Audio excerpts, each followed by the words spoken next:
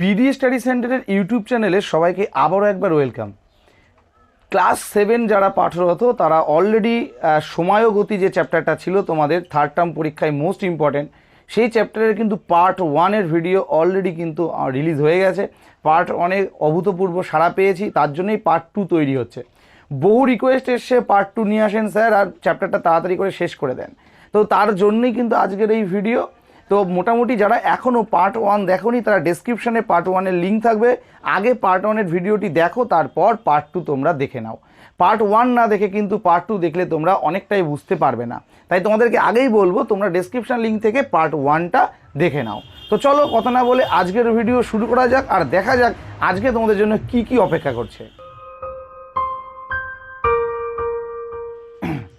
তো গত পর্বে আমরা শিখে এসেছিলাম লাস্ট মন্দন কাকে বলে, এবং সেখান থেকে ত্বরণের একটা এক্সপ্রেশন আমরা তোমাদেরকে শিখিয়েছিলাম। তারপর থেকেই কন্টিনিউ হচ্ছে, আর আজকেই এই চ্যাপ্টারের ভবলীলা সাঙ্গ হবে। আর এই ভিডিওর শেষে তোমাদের জন্য রয়েছে কিন্তু একটা খুবই গুরুত্বপূর্ণ একটা জিনিস তোমাদের জন্য অপেক্ষা করছে। তো ভিডিও শেষ পর্যন্ত অবশ্যই দেখো, আবার কেউ স্কিপ করে ভিডিও শেষে চলে যেও না কি আছে দেখার জন্যে।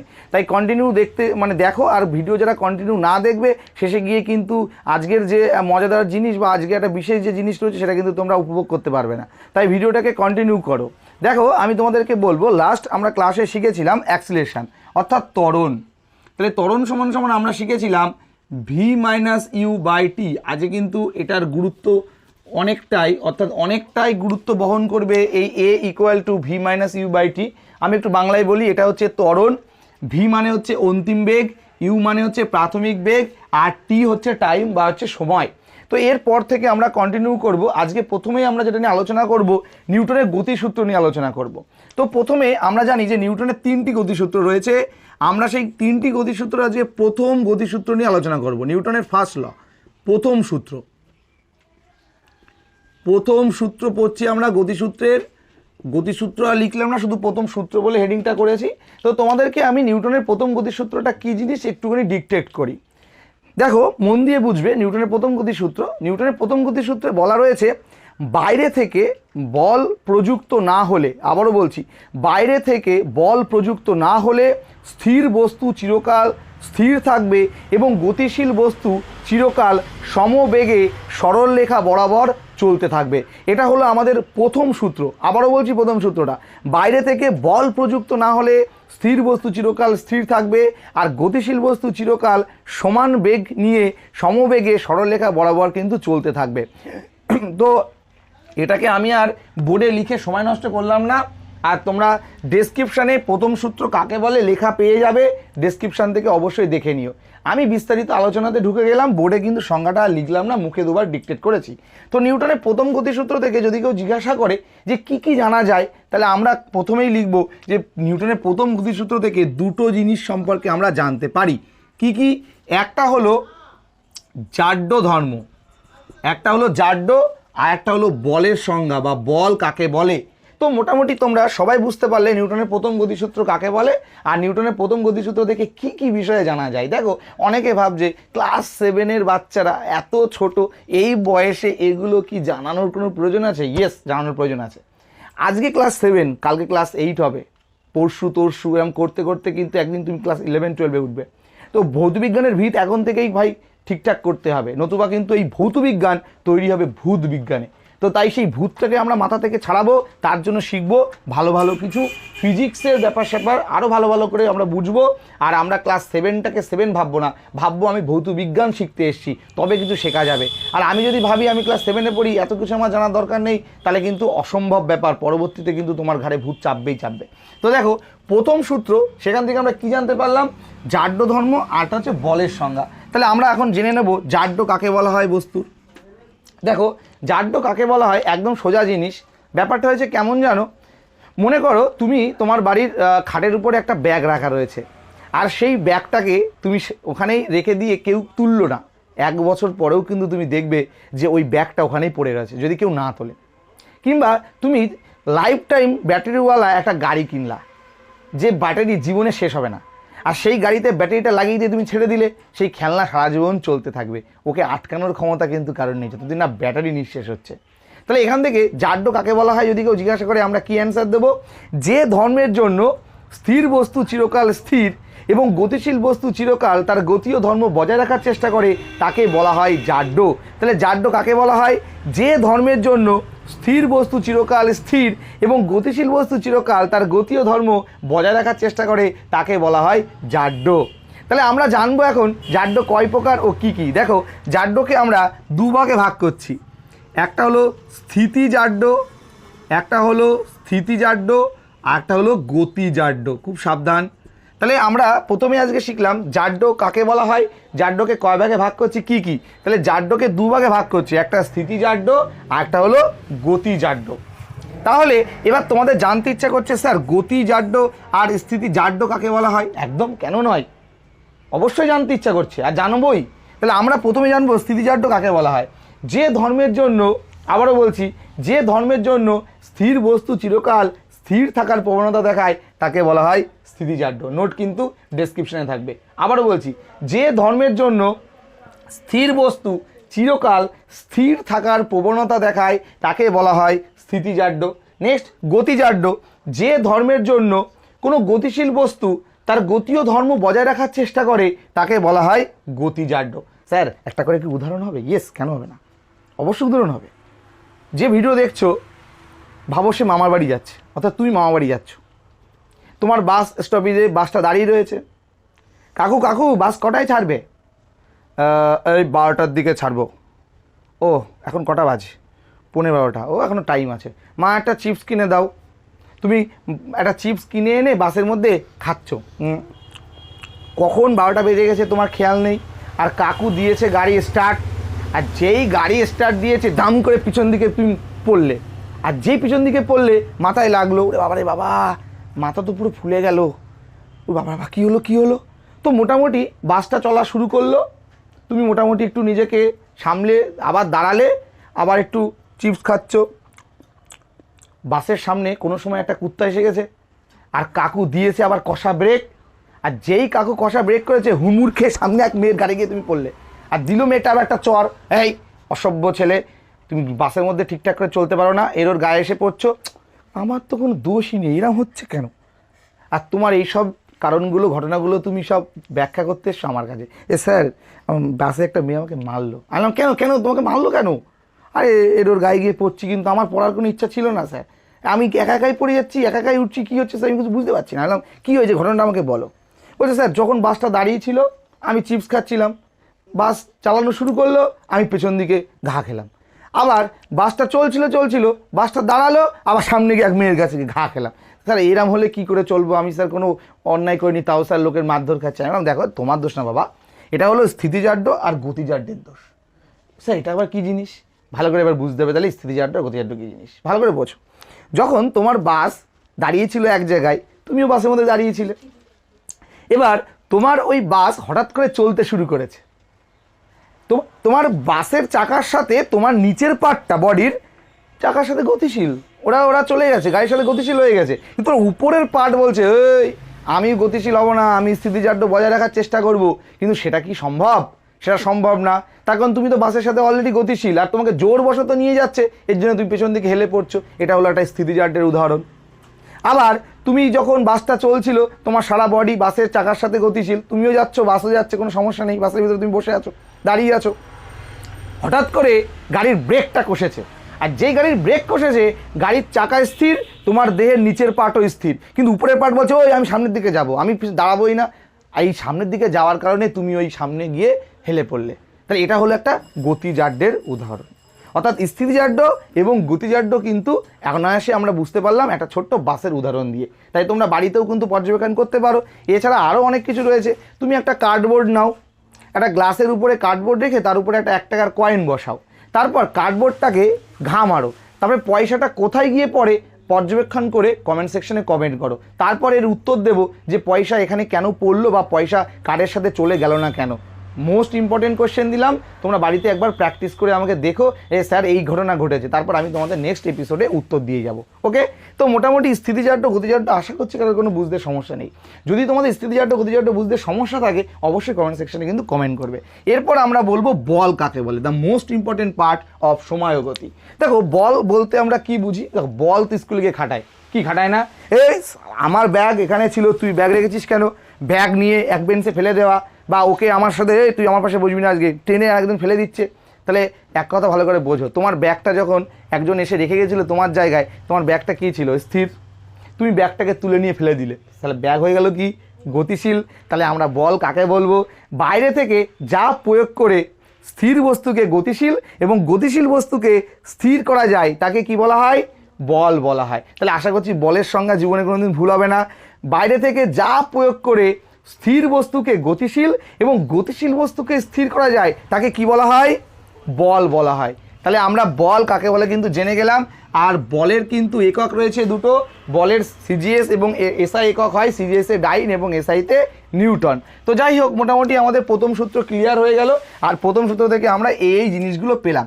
এরপর আমরা চলে আসব আমাদের দ্বিতীয় সূত্রতে চলে আসবো আমরা। তো দ্বিতীয় সূত্রটা কি বলেছে দেখো, আমি একটুখানি মুছে দিই। দ্বিতীয় সূত্রটা আমি একটু লিখি এখানে, সেকেন্ড ল, দ্বিতীয়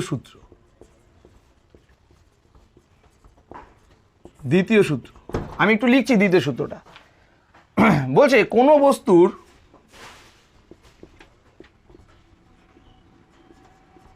ভরবেগের পরিবর্তনের হার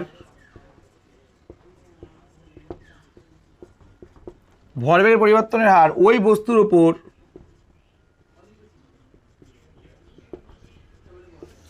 প্রযুক্ত বলের সমানুপাতিক। কোনো বস্তুর ভরবেগের পরিবর্তনের হার ওই বস্তুর উপর প্রযুক্ত বলের সমানুপাতিক। বল যেদিকে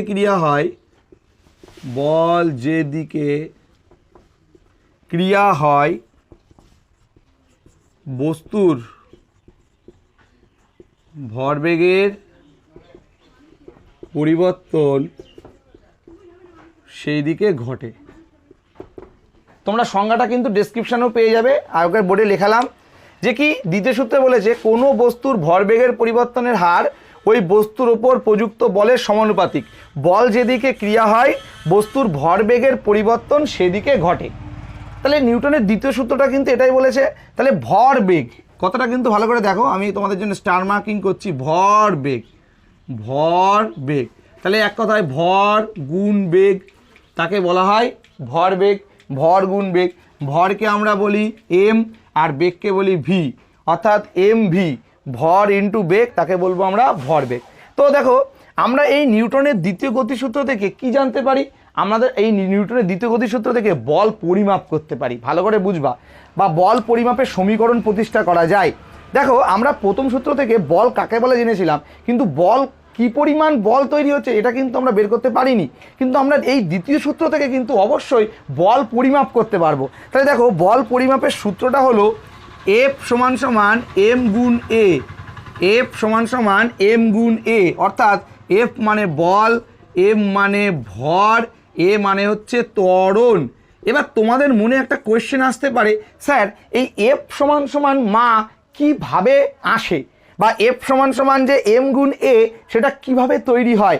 স্যার এই প্রশ্নটা কি আমাদের প্রমাণ করতে আসতে পারে যে প্রমাণ করো এফ সমান সমান এম গুণ এ, কেন আসবে না, অবশ্যই আসতে পারে। তো এবার তোমরা দেখো আমরা প্রমাণ করছি যে প্রমাণ করো যে এফ ইকুয়াল টু মা, প্রমাণ করো এফ ইকুয়াল টু মা, এটা আমাদের এখন প্রমাণ করতে হবে, ঠিক আছে। তো চলো প্রমাণ করো যে এফ ইকুয়াল টু মা। তাহলে এবার আমরা প্রমাণ করছি এফ সমান সমান মা, এই প্রমাণটা আমরা করব। দেখো তাহলে আমরা আবার একটু দেখি সংজ্ঞাটা কি লেখা, কোনো বস্তুর ভরবেগের পরিবর্তনের হার। তাহলে আমরা আগে জানবো ভরবেগ কাকে বলে বা ভরবেগ কি সেটা আগে জানবো, তারপর ভরবেগের পরিবর্তনের হার বের করব, তারপর কার সাথে সমানুপাতিক, বলের সাথে সমানুপাতিক, এই টোটাল জিনিসগুলোকে আমরা এক জায়গায় একত্রিত করব। তাহলে ভাবো এটা মনে করো একটা এম ভরের বস্তু, এই এম ভরের বস্তুটার প্রাথমিক বেগ ছিল ইউ, টি টাইম পর এই বস্তুটার ভর একই রয়েছে কিন্তু বেগটা পরিবর্তন হয়েছে ভি। তাহলে আমরা বলতে পারি যে এম ইকুয়াল টু ভর, ইউ হলো প্রাথমিক বেগ, ভি হলো অন্তিম বেগ, আর টি হলো সময়। তাহলে কি পেলাম? এম মানে হচ্ছে ভর, ইউ মানে প্রাথমিক বেগ, ভি মানে অন্তিম বেগ, টি মানে হচ্ছে সময়। তাহলে আমরা এখান থেকে যদি ভর বেগ বের করি, তাহলে আমরা এখান থেকে ভর বেগ যদি বের করি, তাহলে ভর ইন্টু বেগ, তার মানে ভর কত এম, আর ইউ হচ্ছে ভর বেগ, এটা প্রাথমিক। আবার যদি অন্তিম বের করি তাহলে এম ইউ জায়গায় আবার এম ভি হতে পারে। তো মোটামুটি আমরা ভরবেগটা বুঝতে পারলাম। যদি একবার এম এর সাথে ইউ গুণ করি সেটাও একটা ভরবেগ পাবো, আবার যদি একবার এম এর সাথে ভি গুণ করি সেটাও একটা ভরবেগ পাবো। তাহলে আমরা যদি এখান থেকে ভর বেগ পরিবর্তন বের করি তাহলে ভরবেগের পরিবর্তন কতটা হচ্ছে? এম ভি অন্তিম ভরবেগ মাইনাস প্রাথমিক ভরবেগ, অর্থাৎ M V minus M U. তাহলে এবার যদি আমরা ভরবেগের পরিবর্তনের হার বের করি, তাহলে ভর বেগের পরিবর্তনের হার বের করি, তাহলে হার মানে হচ্ছে কত সময় এটা নিল হতে সেইটা, অর্থাৎ বাই টি, অর্থাৎ M V minus M u by t. আবারও বলছি ভরবেগের পরিবর্তন হলো m V minus M u, ভরবেগের পরিবর্তনের হার m V minus M u by t. তাহলে আমরা এই লাইনটা এখানে নিয়ে চলে আসছি, দেখো এই লাইনটা এখানে নিয়ে চলে আসছি। তাহলে আমরা এখন শিখবো যে এই ভরবেগের পরিবর্তনের হার কার সাথে সমানুপাতিক? বলের সাথে সমানুপাতিক, উপর প্রযুক্ত বলের সমানুপাতিক। তাহলে আমাদের বল হচ্ছে এফ ফোর্স, এটা সমানুপাতিক চিহ্ন মনে করো, এটা ভ্যারিজেস চিহ্ন বলা হয়। সমানুপাতিক যদি দিই তাহলে আমরা লিখব m V minus M u by t. তাহলে আবারও দেখাচ্ছি, F varies as m V minus M u by t, অর্থাৎ ভরবেগের পরিবর্তনের হার প্রযুক্ত বলের সমানুপাতিক। নেক্সট লাইন, তাহলে এফ ভ্যারিজেস, আমি এখান থেকে একটা এম কমন নিলাম, তাহলে আমার থাকলো ভি মাইনাস ইউ বাই টি।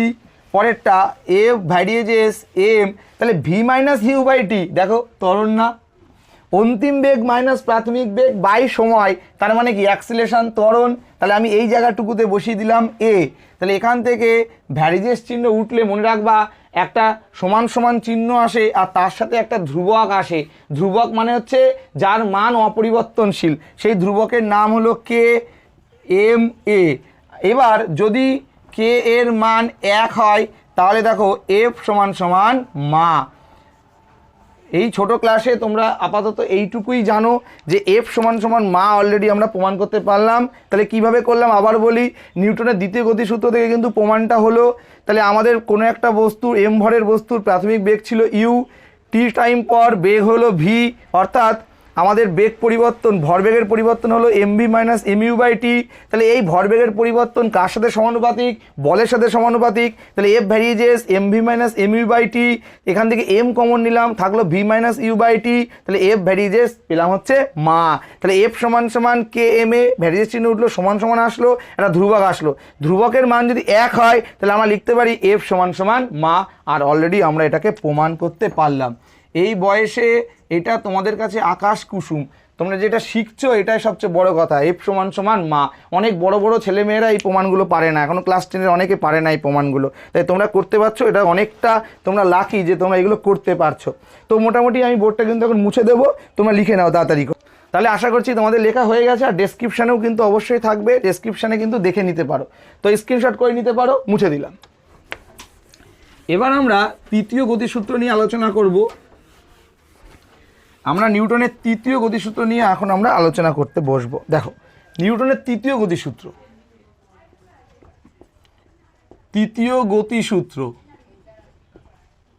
দেখো নিউটনের তৃতীয় গতিসূত্র কি বলেছে? প্রত্যেক ক্রিয়ারই সমান ও বিপরীত প্রতিক্রিয়া বল আছে। প্রত্যেক ক্রিয়ারই সমান ও বিপরীত প্রতিক্রিয়া বল আছে। এটার মানে কি স্যার? এটার মানে হলো তোমার মা যদি তোমাকে হাত দিয়ে মারে, তোমার পিঠে যতটা লেগেছে তোমার মায়ের হাতেও ততটা লেগেছে, তাই টেনশনের কোনো কারণ নেই।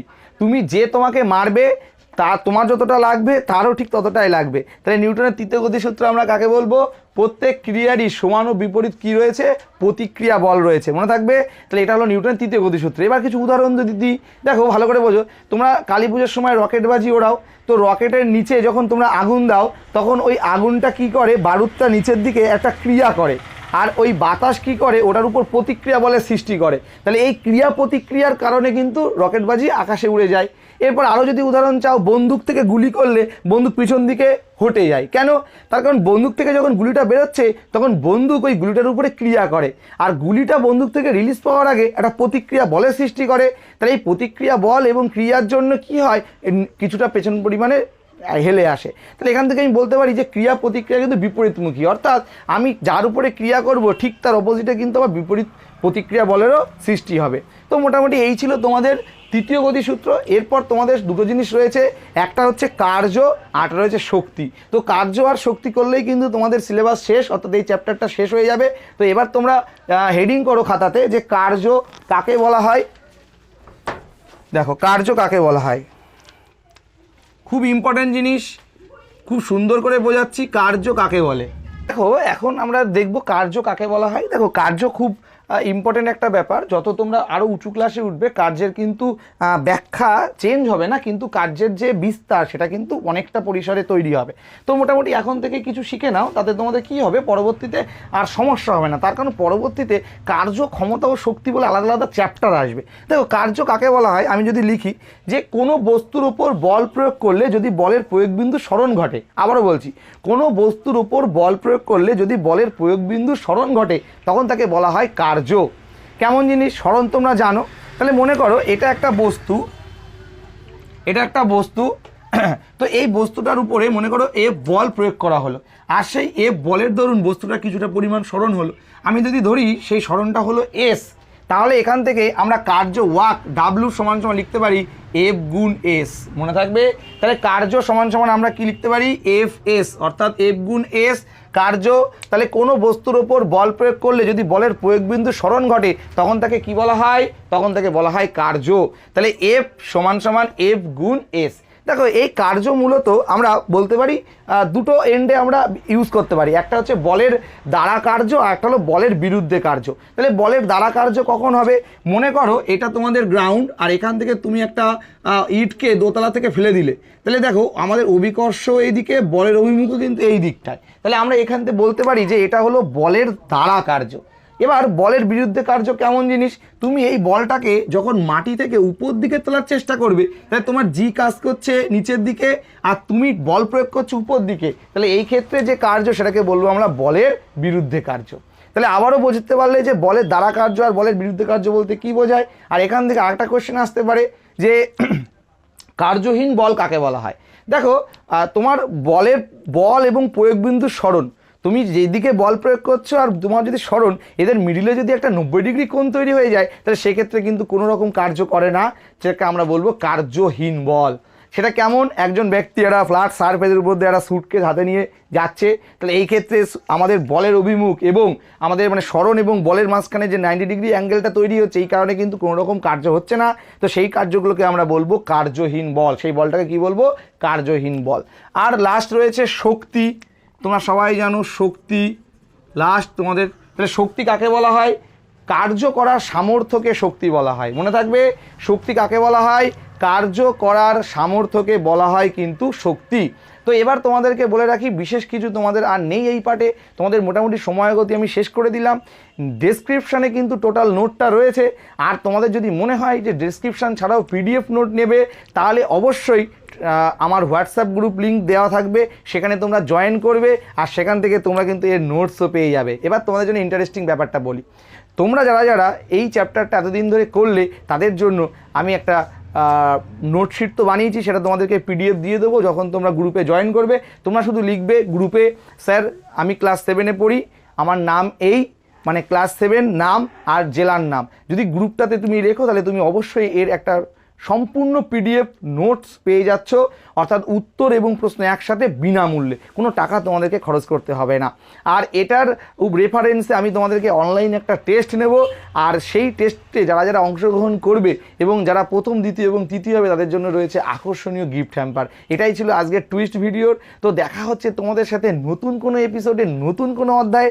ততক্ষণ পর্যন্ত সবাই ভালো থেকো, সুস্থ থেকো, আর যদি চ্যানেলটি ভালো লেগে থাকে অবশ্যই লাইক করতে ভুলো না। আর কপিরাইট ফ্রি যেহেতু, বন্ধুদের মধ্যে বিলিয়ে দিও, ডেসক্রিপশন লিঙ্ক থেকে আমার হোয়াটসঅ্যাপ গ্রুপে জয়েন হয়ে আমাদের সাথে ফ্যামিলি মেম্বার বাড়িয়ে দিও। আর কি বলবো, দেখা হচ্ছে তোমাদের সাথে পরমাণু অণু রাসায়নিক বিক্রিয়ার চ্যাপ্টারে। ততক্ষণ পর্যন্ত সবাই